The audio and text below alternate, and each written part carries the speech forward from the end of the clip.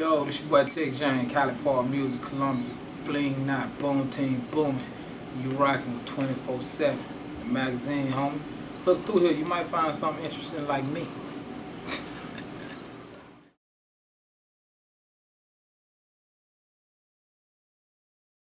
Tex James, born, raised, Macon, Georgia, 478. I moved to Atlanta a while back with my group called Cowboyz. We signed to Cali Park Music some years back, and I started working in the studio with Cali Park, doing a couple of tracks here and there, working with artists like Soldier. Every artist that he don't have, we worked along with him.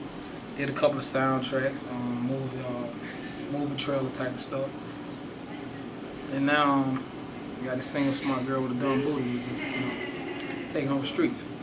Okay, so how long you been in the game? I started in the game doing parties. Like back in the days, me and my group, Cowboyz, we were trying to flip money like everybody else. We just started throwing our own parties, and our parties started becoming very huge. So our parties needed theme music. So we made up our own theme music and jumped into the rap game. Okay. So how long have you been signed with Cali Park? As a solo artist, this has been a year, but we signed with him with my group probably like back in 03, 04, something like that, 2000. So it's been a minute. We've been rocking for a minute. Okay. So what is it like working with Cali Park? Mr. He cool people. We've been down so long to the point where we became friends over the years. He's a down to earth cat, A lot of people think that when you make it so far and you do so good, you change. He ain't never changed. His mind always stayed humble. He always stayed to the essence of the music. That's all he cared about, is the music, and what make people, do what they do. I like him. I like the way he moves because he empowers bosses. You know what I'm saying? He's the type of cat, like, for instance, he saw bossship in me, so he actually groomed me to be the kind of boss that I am now. So, like when I work on my project, it's going my way, the same way he did with other artists, like Soldier Boy, for example.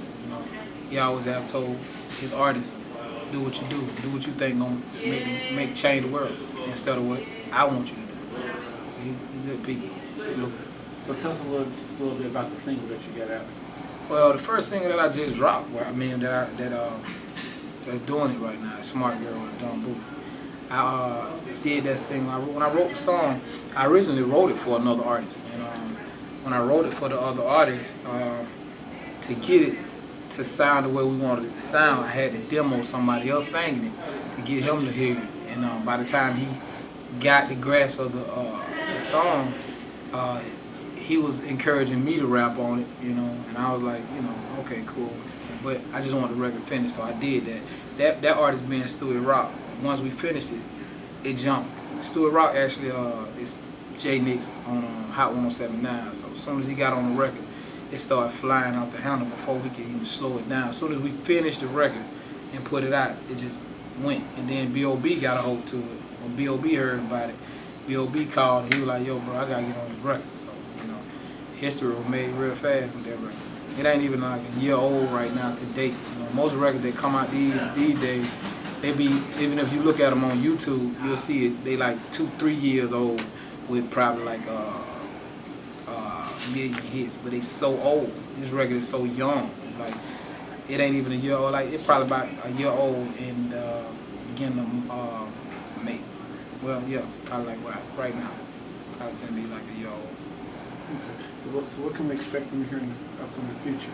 Well, I dropped a mixtape called Looking for the Twerkers, just to give people a little bit more of what I did with Smart Girl. 9 times out of 10, when your artists drop a song like Smart Girl, they call it phenomenal records, because it's stuff that people ain't never really saying in their everyday conversation, but they would. So when you drop a record like that, first thing people want to know, can you do it again? So, I put out a mixtape to back up the fact that I can do more records like that. Twerk music getting real hot right now.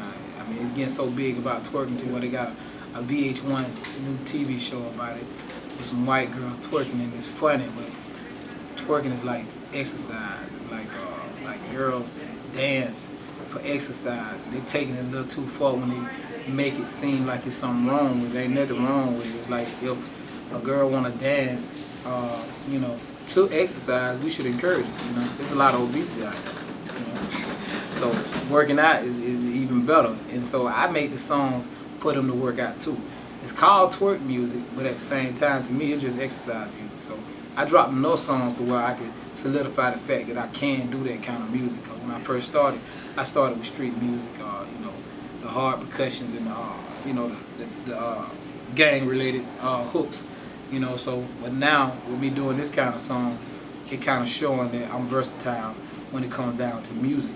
And the reason why I did the mixtape and named it "Looking for the Twerkers," because I got a single that's called "Looking for the Twerkers," and it's kind of the backup to "Smart Girl with a Dumb Booty."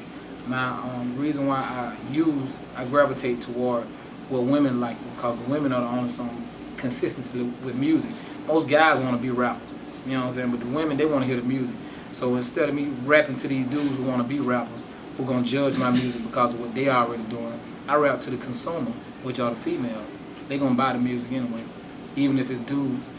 Hard rap, soft rap, R&B, women buy music. Guys don't really buy music. They do, but they don't do it enough to it matter to me. Okay. So you got any last words for the people over the beat?